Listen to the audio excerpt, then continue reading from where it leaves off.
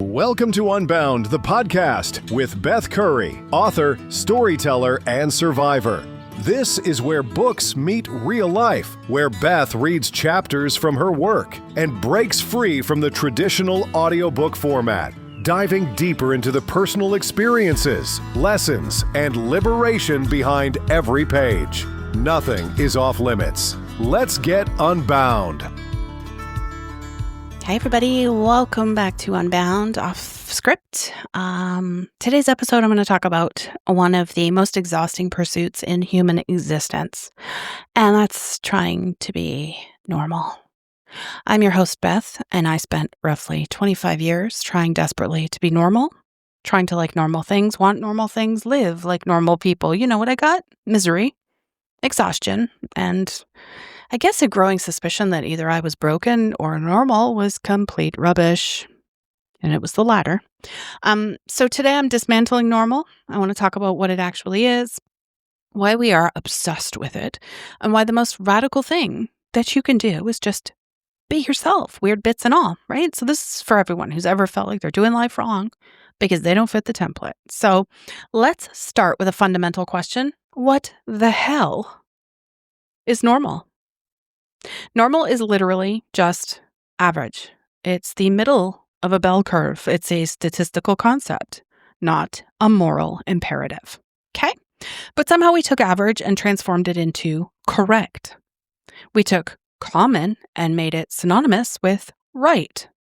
Think about how absurd that is. Okay?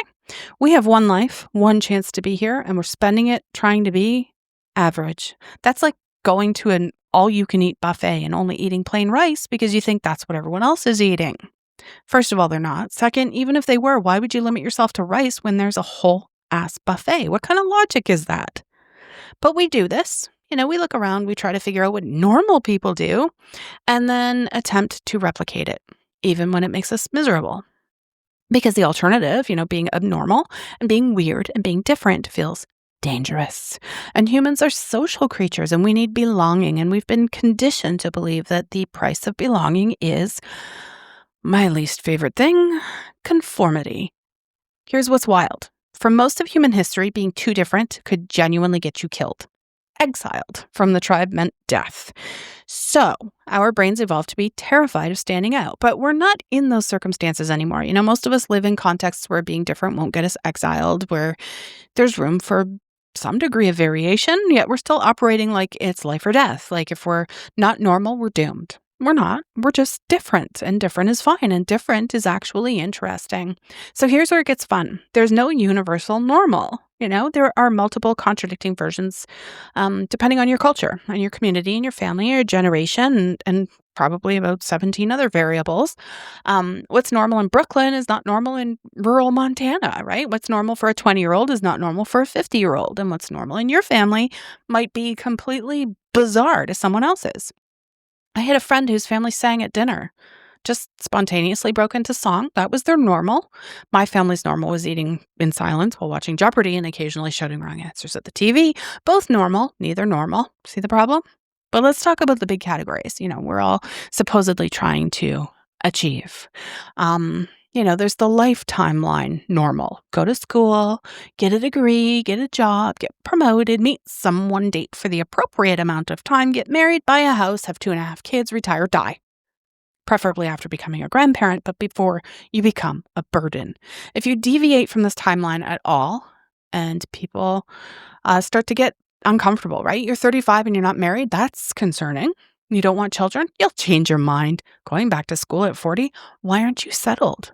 Never mind that this timeline was basically invented in the 50s and only really applied to a specific demographic. It's still the measuring stick, apparently. Same with jobs, right? Career normal, pick a respectable career and stick with it. Climb the ladder. Want promotions, more money, more responsibility. Don't change careers midlife. Don't prioritize passion over pay. Don't choose a job beneath your education level just because it makes you happy. Those aren't normal. Normal is a sensible career with a 401k and a vague sense of purpose you'll discover sometime between now and retirement. Maybe. Okay then. There's also relationship normal. You're supposed to want a monogamous, long-term married romantic relationship. Find the one, fall in love, move in together at the socially appropriate time, of course, get married, stay together until death. Don't be happy single. Don't prefer being alone. Don't have multiple partners or no partners or unconventional arrangements. Those are weird. Those are suspect. There's emotional normal as well. Have the right emotional responses. You're happy at weddings. You're sad at funerals. You're excited about promotions, but not too emotional. That's dramatic. And not too unemotional. That's cold. Just the right amount of emotion, the normal amount. Good luck figuring out what that is. Do you see the pattern? Normal is a moving target. It's subjective. It's often contradictory. And yet we're all supposed to hit it or we're feeling in life. It's nonsense. It's just total bullshit, right? So if normal is this nebulous contradictory thing, why are we desperate to achieve it? Well, for starters, there's evolutionary wiring. For most of human history, belonging to the group meant survival and being cast out meant death. So our brains process social rejection the same way they process physical pain, right? When we feel different, our lizard brain screams, danger, they're going to kick you out. You're going to die alone. We're not going to die because we like weird music, but our brains don't know that. They're running 50,000-year-old software. There's also childhood conditioning. Most of us learned early that conformity equals safety. You color inside the lines, you get praised. You color outside, you get corrected. You act like the other kids, you get included. You're different, you're excluded or bullied. So we learned different equals bad and normal equals good. And then there's social comparison. We're constantly comparing ourselves to others. Social media made this worse. Social media has made everything worse. Have I mentioned it's a cesspool? But we've always done it. We see everyone else's highlight reel and we think that that's normal and that's what we should be achieving. So we feel inadequate, right? We try harder to be like them, not realizing they're also trying to be like someone else. Everyone's performing a version of normal that nobody actually feels. And there's also external pressure. People actively pressure you to be normal. The family asks when you're getting married or when you're having kids or settling down, and your friends wonder why you're making weird life choices. And society structures everything around the assumption that you're following a normal path. The entire system is built around normal, and deviating means constantly swimming upstream, and that's exhausting. It's ridiculous. There's also a fear of judgment. We've all been there. We're terrified of what people will think. Will they think we're weird, broken, failing? Yeah. They probably will. Some people will judge you because that happens. But the other truth is they're going to judge you anyway. You can be the most normal person on the planet and someone will still criticize you. You can't win. So you may as well just be yourself, right? So trying to be normal costs us a lot too. We're giving up authenticity. You're not being yourself. You're being a sanded down, edited version. You hide the parts that don't fit and eventually you look in the mirror and don't recognize yourself. You've forgotten how to be you. We also give up joy. Normal is bland. It's beige. And when you only allow yourself normal things, you cut yourself off from what genuinely brings you joy. You trade genuine happiness for social acceptability. That's a terrible trade. Terrible. We also give up connection. True connection requires authenticity. And when you're performing normalcy, people aren't connecting with you at all. They're connecting with your performance. And that's lonely in a different way. Being surrounded by people who know the fake you while the real you stays hidden. It's exhausting too, I know somebody who performed and scored herself a man, and she's been married to him for a while now, and she's not happy because she can't be herself, and it's become too exhausting for her. And in the same vein, we give up our mental health, constantly monitoring yourself, editing yourself, performing. That's exhausting. Studies show people who hide important parts of themselves have higher rates of anxiety and depression. Of course they do. Living in a constant performance mode is terrible for your well-being. Believe me, I know this too. We give up our time. Every hour spent doing things you don't want to do because they're normal is an hour not spent on things you actually care about. It's time you don't get back, right? And the cost is high. It's really high. And most of us don't even realize that we're paying it. I'm going to let you in on a little secret here. There is no such thing as a normal person. If you got someone who seems completely normal to tell you the truth about their life and their thoughts and their desires, they would be weird. Everyone's weird when you get close enough. We all have strange thoughts and unusual habits and special interests and secret interests and parts that don't fit the template, right? But we hide them. We all hide them. Then we look at everyone else hiding their weird parts and think, wow, they're so normal. What's wrong with me? Nothing's wrong with you. You're just seeing yourself from the inside and everyone else from the outside, right? So I have a friend who looks absolutely normal, successful career, nice house, married kids, very active on social media, posting about her lovely life. I thought she had it all figured out, but one night she confessed that she hates her job and she's not sure she wanted kids, but felt like she should. She's in therapy for anxiety. She has intrusive thoughts about running away and starting over. From the outside, totally normal. From the inside, struggling, uncertain, and feeling abnormal. And that's everyone. That's all of us. Because normal is a performance, and we're all performing it while privately feeling abnormal. So when you think everyone else is normal except me, you're wrong. Nobody is normal. We're all weird motherfuckers. We're just pretending not to be, right?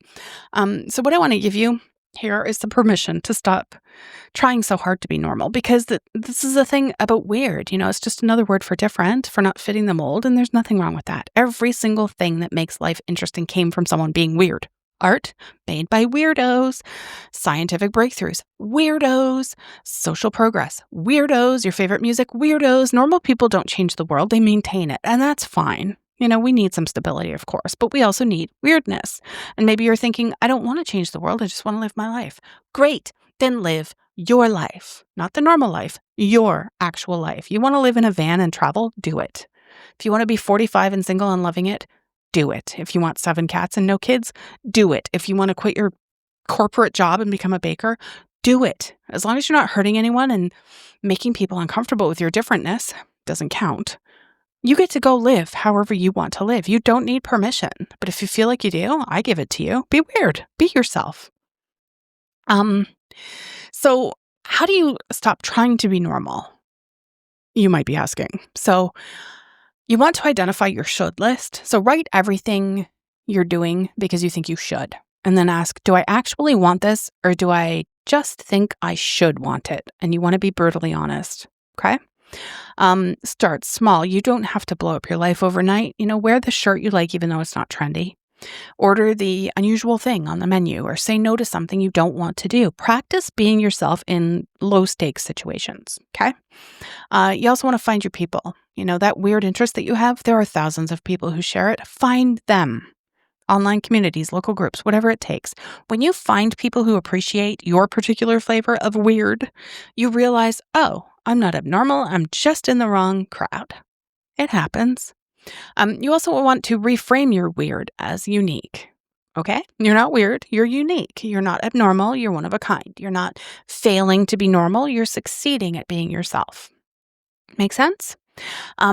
Expect discomfort too. Some people will be uncomfortable. They'll ask questions. They'll express concern. Let them be uncomfortable. Their discomfort is not your responsibility. Some people will fall away. That's okay. They were only connected to the performance, right? Not to you. The people who stick around, those are your people. Remember that normal is not an achievement either. There's no prize for best conformist. There's no trophy for successfully hiding your uniqueness. But what is an achievement? Living authentically. That's a huge achievement.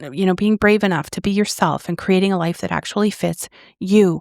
That takes courage. That's actually impressive. Yeah. So I just want to acknowledge normal is boring. Think about the people you find most interesting. Are they the normal ones who followed every expected path? No. They're the weird ones, the ones with unusual experiences, the ones who made unexpected choices maybe. Normal people are fine, perfectly nice, but they're not memorable. They don't inspire you. It's the weirdos who do that. Nobody tells you stories about the person who did everything as expected. And then she got married at 27 and had 2 kids by 32, retired at 65, the end. A cool story, Barbara. Riveting. But, the person who backpacked through South America at 50, the person who came out at 60, the person who started their dream career at 40, the person who never married and traveled instead. Those are interesting. Those are inspiring. And here's the thing. You only get one life. You only get one shot at this, right? And you're going to spend it trying to be average? No. Trying to be unremarkable? No. Trying to fit into a mold designed by someone who died 50 years ago? What a friggin' waste. You could be interesting. You could be authentic. You could be memorably, unapologetically yourself. Instead, you're going to be normal? Really? That's not asking too much. That's asking the bare minimum, if you ask me.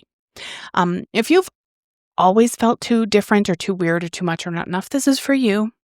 Like I keep saying, you're not broken. There's nothing wrong with you. You're just different. And different is not a problem to be solved. It's just who you are. I know you've spent years trying to fit into spaces that were too small for you. You tried to be quieter, more palatable, or more normal. You've probably hidden parts of yourself, your weird interests, your unusual thoughts, because you learned they made people uncomfortable. I know you felt lonely in rooms full of people because nobody knows the real you. But what I want you to know, those parts of you that you've been hiding, those are features of you. They're what make you interesting. They're what make you you. The things that make you weird are the things that make you valuable. The world has enough normal people. We don't need another one. We need you, the weird, authentic, unapologetically yourself version of you. Yes, being yourself comes with risks. Some people won't understand. Some will try to convince you to be more normal. Let them be uncomfortable. You are not responsible for making yourself smaller so that they can feel bigger. You are responsible for being yourself. That's it. That's the job. And when you show up as yourself, like really yourself, weird bits and all, you will find your people, the ones who celebrate what makes you different instead of asking you to hide it. Those people exist. They're looking for you too. So stop trying to be normal, be weird, be yourself, be unapologetically, authentically you. The world needs it and you deserve it. So the bottom line, normal is a myth. It's a construct. It's a target that doesn't exist. You've been chasing it your whole life, trying to fit into a mold that was never designed for you. And for what? What's the prize for successfully being normal? Nothing, except a life that doesn't fit and a persistent feeling that something is missing. You know what you get for being yourself? You get to actually enjoy your life. You get to feel at home in your own skin. You get to connect with people who appreciate the real you. You get to spend your limited time doing things that actually matter to you. You get freedom, authenticity, and the chance to be fully alive. That's the trade. Normal versus yourself. Conformity versus authenticity. I'm done trying to be normal. I tried it for decades. It made me miserable. I'm choosing weird. I'm choosing me. I don't care if that makes me or makes other people feel uncomfortable. If that means I don't fit in everywhere, I don't give a shit. I'd rather be myself and lonely than normal and disconnected from who I actually am. At the end of my life, I'm not going to think I'm so glad I spent all that time being like everyone else. I'm going to think I'm so glad I had the courage to be myself. So that's my invitation. Stop trying to be normal. Just stop. Okay? Be weird, be yourself, be the person you are when nobody's watching. That person is interesting, that person is valuable, and that person deserves to exist without apology. The world will adjust, and if it doesn't, at least you know you lived your life instead of the life someone else designed for you, right? And I think that's awfully damn important. Thank you so much for listening. To all the weirdos out there, you're not alone. Maybe we should stop trying to be normal and start being ourselves instead, okay? That's my advice. Do it, please. I think it seems like a better plan. Normal is overrated, weird is underrated, and you're exactly the right amount of yourself.